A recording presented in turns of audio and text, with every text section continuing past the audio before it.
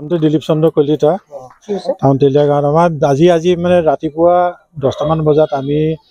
আমাৰ মিতিৰৰ এজনী মানুহৰ মানে ৰোগ হৈছিল তেওঁ মানে খবৰ ল'বলৈ আমি গৈছিলোঁ যাওঁতে তেখেতৰ তাৰপৰা আহি আমি 3টামান বজাৰ পিছতে পালোহি ঘৰত দেখিছোঁ যে আগফালে চব ঠিক আছে পিছ মানে ভিতৰ সোমাই দেখিছোঁ চব দৰ্জা মানে আমি লক কৰি থৈ গৈছিলোঁ সেই তলা ভাঙিলে দৰ্জা ভাঙিলে কাঠৰ দৰ্জা ভাঙিলে হেৰি ভাঙি পেলাই দেখিছোঁ এখন ভেণ্টিলেশ্যনেদি মানে ভেণ্টিলেশ্যনখন ভাঙি পেলাই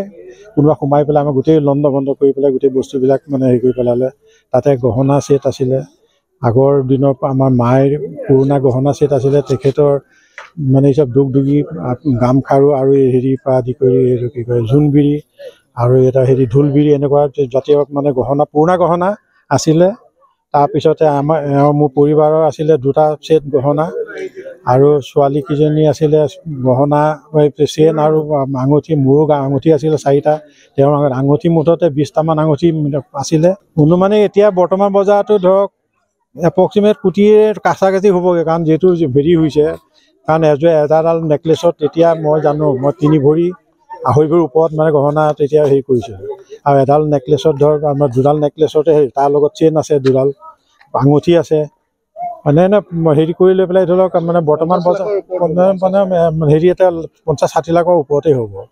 সেইটোৱে হ'ল কথা আৰু তাৰ মাজতে টকা পইচা মানে ধৰক অলপ নিছে এতিয়া সেইটো অনুমানে মানে পইচাটোৰ হিচাপটো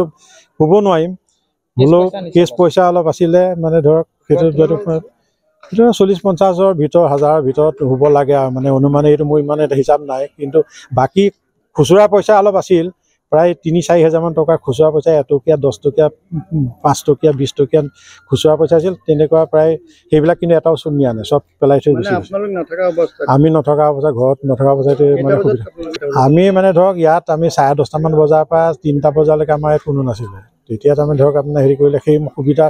মাজতেই মানে ধৰক সুবিধাটো কৰিলে কামটো কৰিলে আমি আহি পোৱাৰ পিছতে ঘটনাটো হৈছে সন্মুখৰ গেট দৰ্জা চব লক কি আছে তাত আগতে আমি যাওঁ কোনো তেনেকুৱা অনিষ্ট আজিলৈকে হোৱাই প্ৰথম হৈছে আমাৰ এই অঞ্চলত মানে প্ৰথম আমাৰ এইবাৰ হৈছে আৰক্ষীক খবৰ দিলোঁ আৰক্ষীটো আহি পেলাই এতিয়া নাই কি হয় এইটো ওপৰৱালাৰ ওপৰত কথা তেওঁ যদি হেৰি কৰে যদি কিবা অনুসন্ধান কৰি উলিয়াব পাৰে যদি নাজানো আৰু পিছফালে দি গৈছে পিছফালে কোন থানা মানে আমাৰ হবগাঁও আউটপোষ্টত পৰে এনেই সদৰ থানা কিন্তু হবগাঁও আউটপোষ্টৰ সদৰ থানাৰে হেৰি অধীনত গতিকে সেইটো তেওঁলোকৰ হবগাঁও ইনচাৰ্জ আহিছে আৰু তেওঁলোকৰ এজন আইও আহিছিলে বাকী ফৌজ আৰু DSP এজন আহিছে তেওঁলোকে এইটো অনুসন্ধান কৰিছে কৰি মেলি এতিয়া গৈছে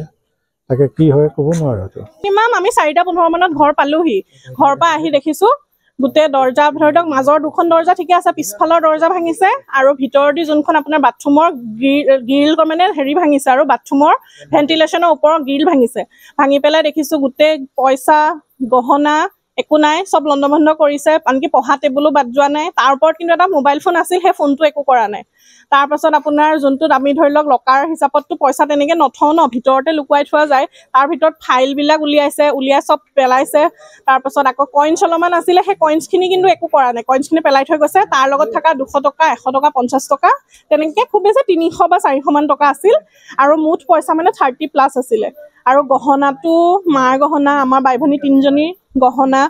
বিয়াত সৰু বিয়াত বিয়া সেই গোটেইখিনি নাইকিয়া আঙুঠি দেউতাৰ আঙুঠি চেইন